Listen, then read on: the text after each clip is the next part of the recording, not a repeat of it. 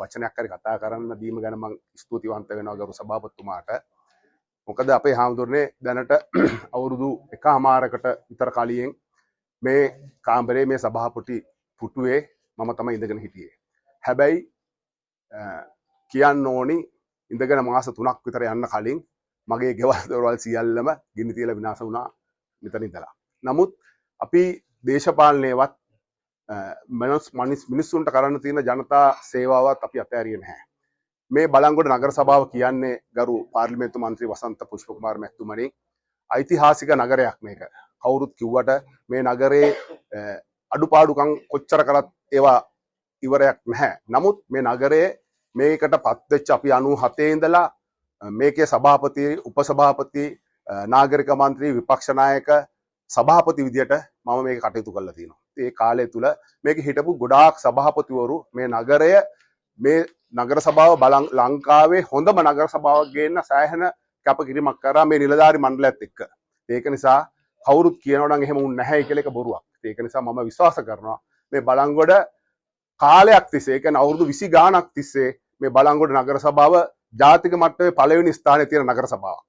ඒ වගේම පළාත් මට්ටමේ පළවෙනි ස්ථානයේ තියෙන නගර සභාවක්. ඒ වගේම දිස්ත්‍රික් මට්ටමේ පළවෙනි ස්ථානයේ තියෙන නගර සභාවක්. මේක ලේසි නෑ. ඒක නිසා අපි ඒ කැපකිරීම අපි මේක කරා. ඒක නිසා මම කියන්නේ ඒ වගකීම තමුන්නාන්සලා සියලු දෙනාටම පැවරලා තියෙනවා. මේක අමාරු කාර්යයක්. නමුත් ඒක නොපෙරිහෙර ඉටු කරයි කියලා මගේ විශ්වාසයක් තියෙනවා. අපිත් මේ බලංගොඩ නගරයට ආදරෙයි, ආසයි. ඒක නිසා ලංකාවේ පළාත් පාලන ආයතන 341න් 187ක් මේ බලංගොඩ පළාත් පාලනයේ පුහුණු කරපු ආයතනයක් මේක. අනිත් තැන් වල නෙවෙයි අපෙන් තමයි ලංකාවේ පළාත් පාලනය ඉගෙන ගත්තේ. ඒක නිසා අපිට ලෝකු චෝදනා මිනිස්සු එල්ල කරයි. නමුත් මේක තමයි ඇත්ත යථාර්ථය මේකේ. ඒක නිසා මම තමුන්නාන්සලාට කියන්නේ අලුත් කණ්ඩායමක් ඉන්න මම සුබ පතනවා. ඒගොල්ලෝ පරිණත නැහැ. බොහොම බාල දේශපාලනයෙන් පටන් ගත්ත තැනක ඉන්නේ. ඒක නිසා මම අවුරුදු 28ක් අඛණ්ඩව මේ සභාව නියෝජනය කරා. මම කවදාවත් පෙරදිලා නෙමෙයි ආවේ. නමුත් මේ පාර ඒකටත් මුහුණ දුන්නා. නමුත් බලංගොඩ ආසනයේ වැඩිම ප්‍රතිශතය මට හම්බෙච්ච නිසා මට බලෙන් මාව මෙතනට එව්වා. නමුත් මම ඒක සතුටින් බාරගත්තා. මගේ කිසිම ભેදයක් නැහැ. මම අවංකව වැඩ කරන කෙනෙක්, කෙලින් කතා කරන කෙනෙක්. ඒක නිසා මම මේ සහයෝගය මෙතනට දෙනවා. ඒ වගේම බලංගොඩ නගර සභාවේ ලේකම් තුමිය ඇතුළු ලේකම් තුමිය අති දක්ෂ නිලධාරියෙක්.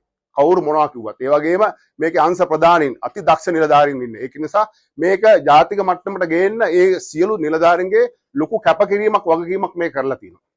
ඒගොල්ලෝ තමන්ගේ පෞද්ගලික දෙයක් වගේ මේක රැක බලාගෙන ඒ තැනට ගෙනවා. මේක ගත්තොත් මේ ජාතික මට්ටමේ කාර්ය සාධනය ගත්තොත් පළවෙනි එක.